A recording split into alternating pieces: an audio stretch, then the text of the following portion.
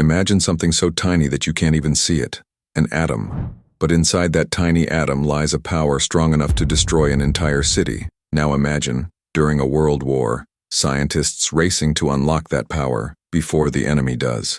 A race where knowledge meant survival, where fear fueled discovery, and where, for the first time in history, humans created a weapon that could end the world. This is not just a story of science.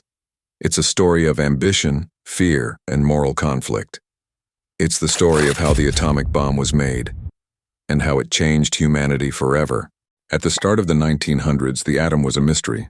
Scientists like Henri Becquerel and later Marie and Pierre Curie discovered radiation, invisible energy coming from matter itself. Then came Niels Bohr and Ernest Rutherford, who revealed that atoms have a dense center, the nucleus. They realized, if you could somehow break that nucleus apart, huge energy could be released.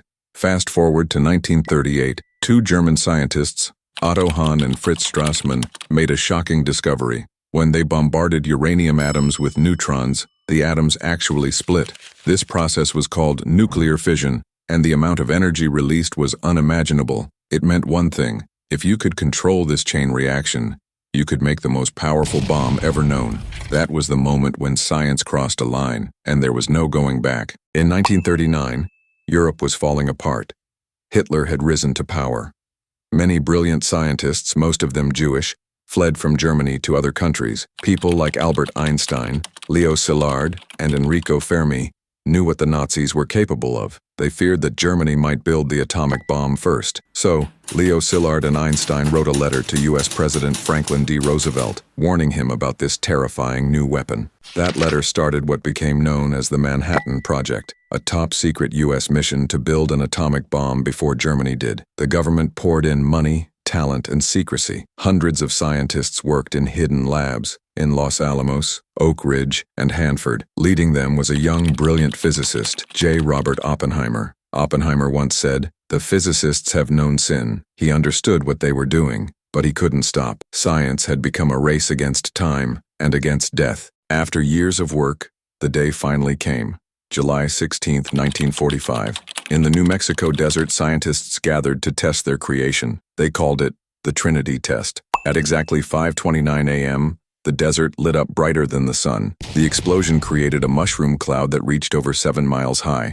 One scientist whispered, "Now we are all sons of bitches." Oppenheimer remembered a verse from the Bhagavad Gita, "Now I am become death, the destroyer of worlds." The atomic age had begun. Just 3 weeks later, 2 bombs were ready: Little Boy, uranium, and Fat Man, plutonium. On August 6, 1945, Little Boy was dropped on Hiroshima, Japan. In an instant, 70,000 people died. The city was gone. 3 days later, Fat Man hit Nagasaki, killing another 40,000 instantly. By the end of the year, over 200,000 people were dead, from fire, radiation, and wounds. The world had witnessed the power of the atom and the price of human invention. The bombs ended World War II. Japan surrendered. But humanity entered a new kind of war, a cold one. The United States and the Soviet Union began building more powerful bombs, hydrogen bombs, thousands of times stronger than the ones dropped on Japan. Nuclear fear became part of daily life. Children learned to hide under desks. Cities built bunkers.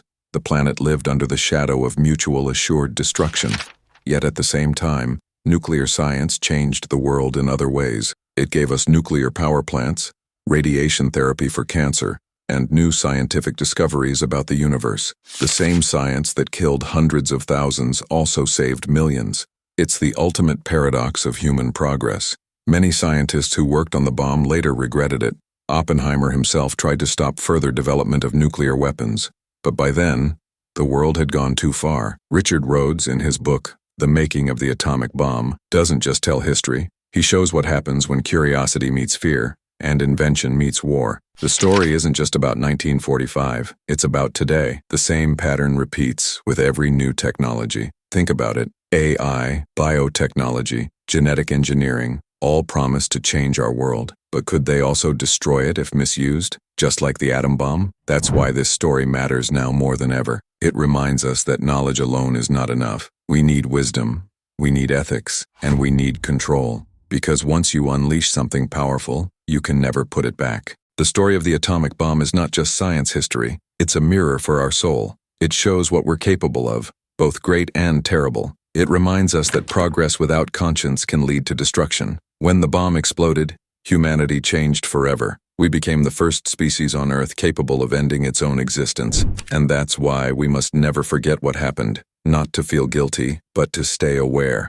Because the next atomic bomb might not come from uranium, it could come from our minds, our machines, or our own hands. So the question is, will we use our power to create or to destroy? If you found this story powerful, share it, because history's greatest warning should never be forgotten. This is the making of the atomic bomb explained. See you in the next video.